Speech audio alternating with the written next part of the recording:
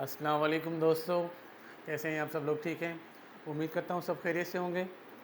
आज के इस सेशन में एक प्रॉब्लम सॉल्विंग वीडियो लेके आया हूँ और बहुत ही इम्पॉर्टेंट टॉपिक लेके आया हूँ। मेरे वाइट बोर्ड पे आपको नज़र आ रहा होगा इंश्योरेंस के हवाले से। आज की वीडियो में अपनी बात शुरू करने से पहले मैं ये वाज़ेह बता दूँ कि मैं किसी भी इंश्योरेंस कंपनी की यहाँ पे मार्केटिंग नहीं कर रहा हूँ, उनकी एडवर्टाइजमेंट नहीं कर रहा हूँ, उनसे मेरा कोई ताल्लुक़ नहीं है। लेकिन एक परेशानी है या एक क्या कहते हैं, लोगों का गुमान है कि ये चीज़ क्या है, इसके बारे में आज बताने जा रहा हूँ। इसका काम क्या होता है वो बताऊँगा, इसका फ़ायदा क्या है वो बताऊँगा और इसका मकसद क्या है, ये किस तरह से काम कर रही होती है, इसका आज बताने वाला हूँ। उसके बाद आप ख़ुद डिसाइड कीजिएगा कि अगर ये आपके लाइफ के लिए ज़रूरी है तो इसको अवेल कर लीजिएगा। फिर आपकी नियरेस्ट जो भी हो, जो भी अच्छी कंपनी आपको लगे वहाँ आप चले जाना।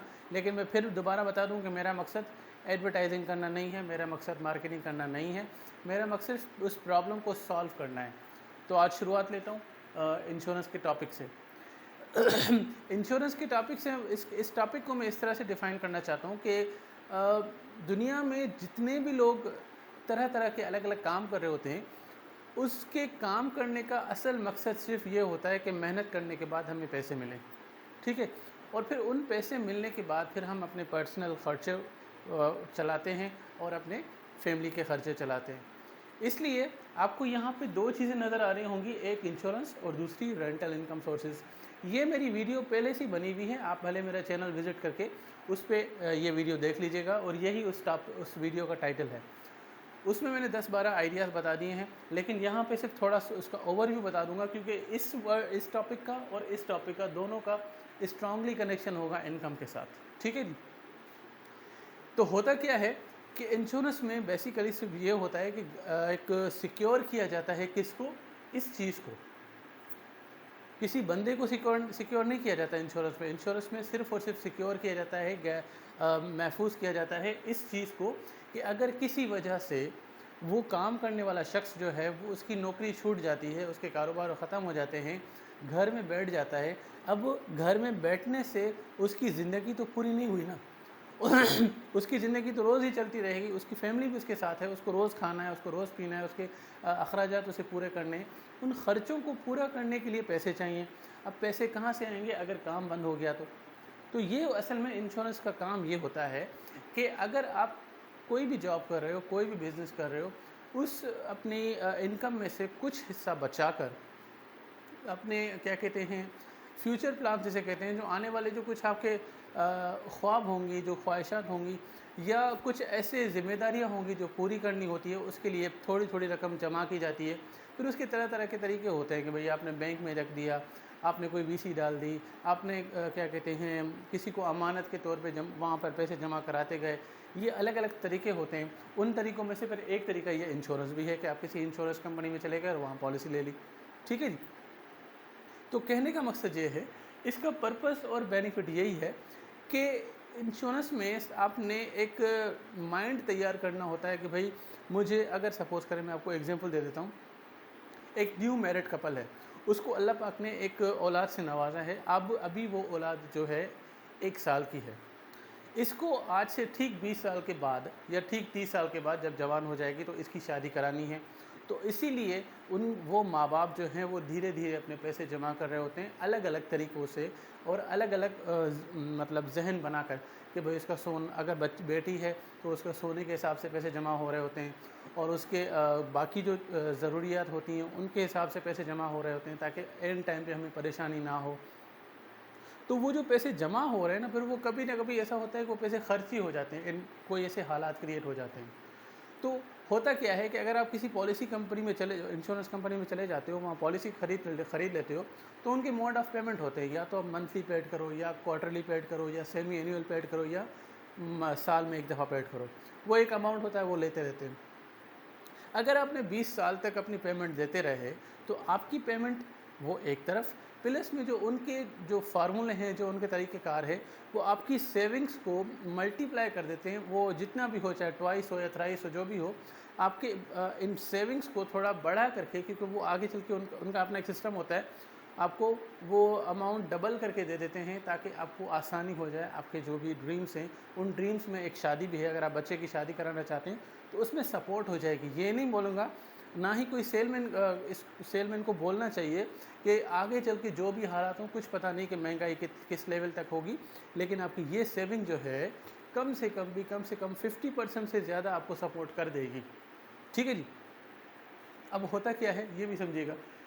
इंश्योरेंस कंपनी में क्या असल में वो किस तरह से डील कर रहे होते हैं, वो यही चीज़ समझाते हैं जो मैं आपको बताने जा रहा हूँ। हर शख्स कोई ना कोई काम करता है, फिर वो जॉब करे या बिज़नेस करे, उस काम करने का मकसद इतना होता है कि वो इनकम जनरेट करे। इनकम जनरेट करने का मकसद इतना होता है कि वो अपनी और अपनी फैमिली की खर्चे उठाए, खर्चे पूरे करे। ठीक है। फिर आगे इसको इस तरह से डिफ़ाइन करते हैं कि 3 डीज़ होती हैं, आपको नज़र आ रही होंगी, डिजीज़, डिसेबिलिटी और डेथ। ये अनकंडीशनल सिचुएशंस हैं कि किसी भी इंसान के साथ उस काम के दौरान, चाहे वो जॉब हो चाहे वो बिज़नेस हो, अगर इनमें से किसी चीज़ में कोई इसको अटैक कर लेती है, चाहे वो डिज़ीज़ हो और वो कोई सीरियस डिज़ीज़ है जिसकी वजह से वो जॉब पे नहीं जा पा रहा है मुसलसल, तो आखिर कंपनी भी या गवर्नमेंट भी कब तक बर्दाश्त करे, उसको फारिग कर देगी, ताकि इसका मतलब उसका इनकम ख़त्म हो गई। उसके बाद आते हैं डिसेबिलिटी, यानी कि कोई उसके साथ खुदा न खास्ता हादसा हो गया, ऐसा हादसा जिससे अब वो कमाने के काबिल नहीं रहा लेकिन ज़िंदा है, तो अब ये ज़िंदा रहना किस काम का।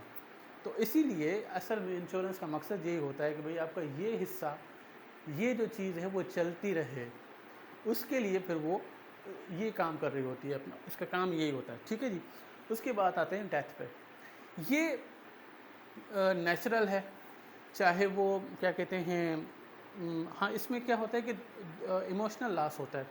मानता हूँ कि फैमिली के हिसाब से एक घर का अगर फ़र्द चला जाए तो बहुत दुख होता है और सदमा पहुँचता है, लेकिन ये भी सच है कि इस चीज़ के आने के बाद फाइनेंशियल लॉस भी होता है।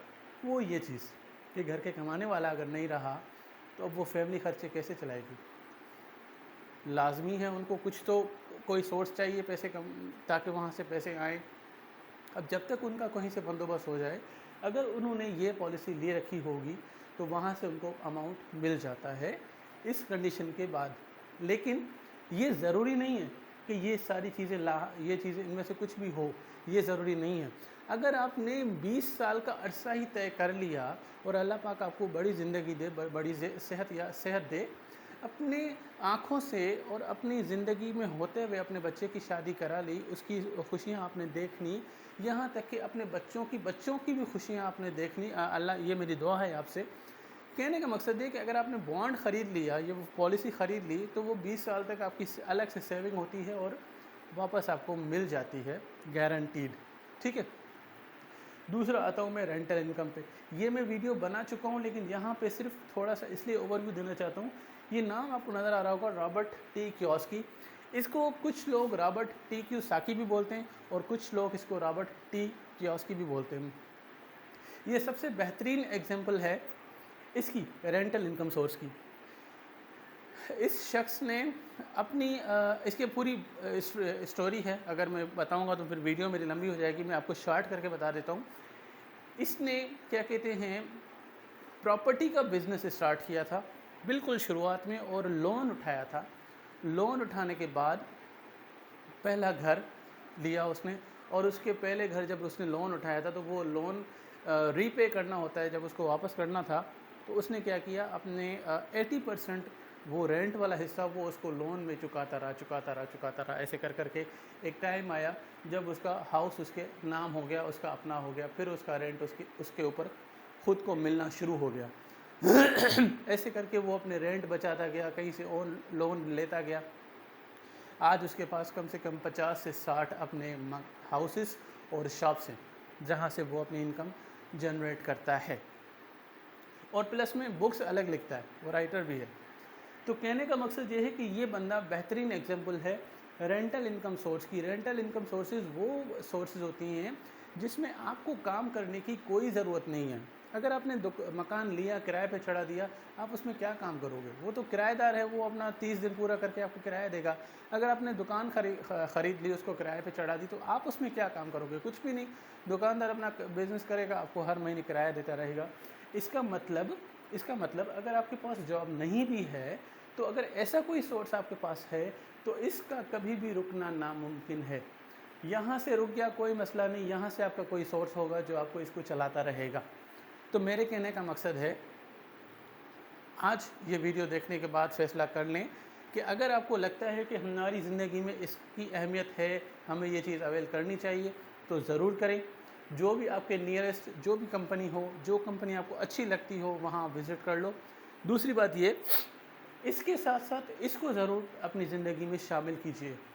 कहीं से कुछ भी करके हाउस हो या शॉप हो, अपनी सेविंग्स में से 50% अपनी सेविंग रखें या 30% अपनी सेविंग का अमाउंट निकालें और कहीं से लोन उठाएं, एक हाउस ख़रीद करें या फिर एक दुकान ख़रीद करके अपने नाम करवा लें। उसके बाद जब वो किराए पे चढ़ जाए, तो उसकी जो शुरुआती टाइम है, वो किरायों वाले वो सारे के सारे जो लोन से कर्ज़ों वाली किस्तें, उनमें वो वापस करते जाएं।